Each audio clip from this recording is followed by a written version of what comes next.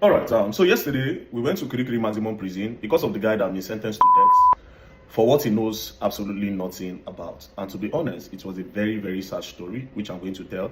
And I believe a lot of people are going to learn from this story. That's number one. Number two, I don't think we'll be able to do much for him, but we'll try our possible best. At least, if we can try to not have him sentenced to death, but maybe they can give him life imprisonment for the start, because where he is now in the prison, he has been condemned. Condemned means say, if you wake up one morning, just carry him, just come outside, just say, okay, the people that inside this prison, they don't too much. Where are the people that they condemn? Come outside, pa, pa, pa, pa, pa. And a lot of them, they were just in the wrong place at the wrong time, maybe the wrong place at the right time. So what happened yesterday, when we got to Kirikiri Maximum, if you remember the guy, Samson Ogochukwu from Ebonyi State, according to him, he said he was working in Anambra State, and then one of his friends called him that he should come to Lagos and he will secure him a job. And when he got to Lagos, that was when everything happened. Now, when we got there, then I asked him what happened. He should tell me the whole story. And then at the end of the day, I found out that illiteracy also played a very big role in why that guy is in prison. So what happened? When the guy told him to come from Anambra State to Lagos, the guy got him a job with a security company. A security company in Lagos here, I think it's called Koga Security Company. So they got him a job and they gave him a job in Lekki. Now, the person that called him to come, his name is Viviano Okonkwo. Viviano Noso Okonkwo. He called him to come to Lagos and then took him to that security company. And the guy said, okay, do I need to do an interview? He said, no, don't worry. I know the head of the security. I will talk to him and they will guarantee you a job. The only thing you need to say is that, please, I don't want to work anywhere else. I want to work in Lekki. It's Lekki that I want. So they went there, they spoke to the head of the security and they gave him 5,000 naira so that it can make things easy for them. So they gave him this job in one place in Lekki, right? Lekki phase 1. So he started working there. And one day his madam came and his madam saw that his friend that told him to come from Anambra State to Lagos. And the woman said, see, I don't like this guy here. You are security here, stop bringing people to this house. The woman warned him and then the woman left. Subsequently, the guy continued visiting against the woman's knowledge, to the point where this guy slept in the woman's house 2 times against the woman's knowledge. Although he didn't sleep inside the house, he slept in the security part of the house. So one day, this guy came with 4 guys.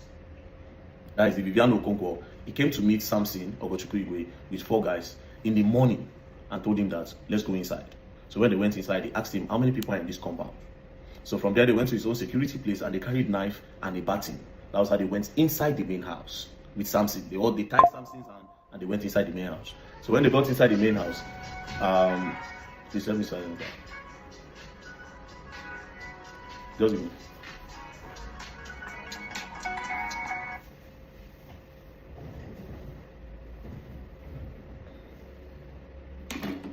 So when they got inside the main house, they brought they went straight to the Oga's room. They brought the Oga outside. They brought the madam outside and the relative. They collected money from everybody and they carried some jewelry and they packed everything. And they now carried one car from the house. So Nonso, which is the guy that brought Samson from Anambra State, now said Samson should go with them. Do you understand? That was how Samson followed them. They put Samson in the boots. They now drove to somewhere around Obalende, I think, ShopRite, somewhere. They drove to around Aja ShopRite, one ShopRite around Aja. So when they dropped him, they now gave him 100K and they now told him to run away. You understand? But people that saw when these people threw him out of the car and gave him 100K, they gathered the guy and they asked him what happened. Then he explained that this guy, I know this guy from village. This guy gave me a job and he mobilized people to come where I was working to come and rob. And that's how they carried me along and they dropped me here. And he told me that I should run back to Anambra. You understand? So people there now said, run, no, if you go back, they will arrest you. Some other people said, no problem, don't run. We all saw what happened. We'll follow you back to the place and we'll explain to them that this is what happened. They drop you off and give you money. So he said, okay. So the people followed him to the house. When they got to the house, the madam now started shouting, thief, thief, thief. Those people now ran away and left him. That was how police came. When police came, they charged the case to court. The woman said, this is the guy that robbed me. She was beating him in the station. And the guy kept on begging, that madam, I did not rob you. The woman now said, but did I not tell you that you should not let this guy come into the house? Do you understand? That was when he knew that him himself had messed up, right? Not knowing that his friend was using this idea to survey the house. All those times he was coming to sleep there, they were using him as a tool for surveillance.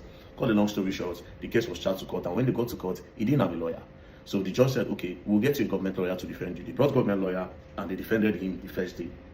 Now, when they now took him to remand him in the police station while the case continued, then the other people's lawyer, like the woman's lawyer, now went to go and visit him, which is not supposed to happen. Like the complainant's lawyer went to go and visit him in prison and told him that, see, we want to help you. But the best way to help you is this. If the judge asks you if you know your madam, say no.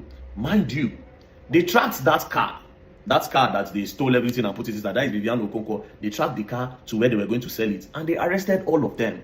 So while this thing was happening in court, they brought in all of them.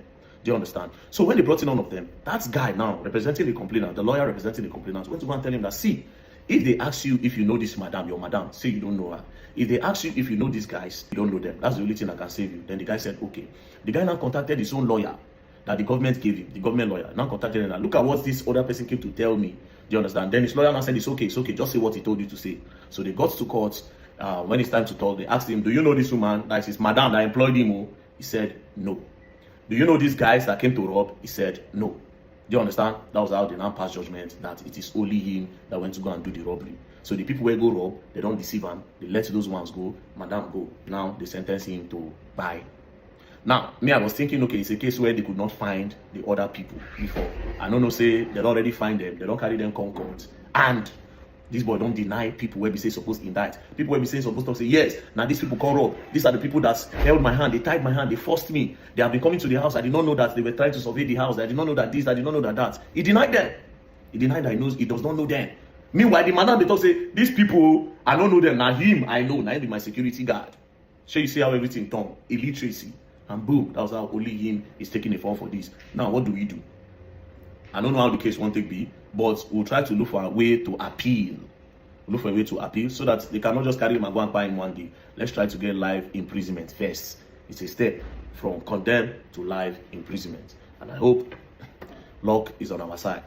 Now, to all the people who say they'll just call you from somewhere, hey, come with the chop life, or yeah, start with your own, come. You're on your own. You better be careful of the people that you let to influence you. And education is important. School no be scam. School no be scam. Thank you very much. And I hope we try our best. And may God help us. Peace and love. Don't play. Please subscribe to our YouTube channel for more funny and impactful videos and turn on the notification button to be the first to see our videos. Also like and share to family and friends. Thank you.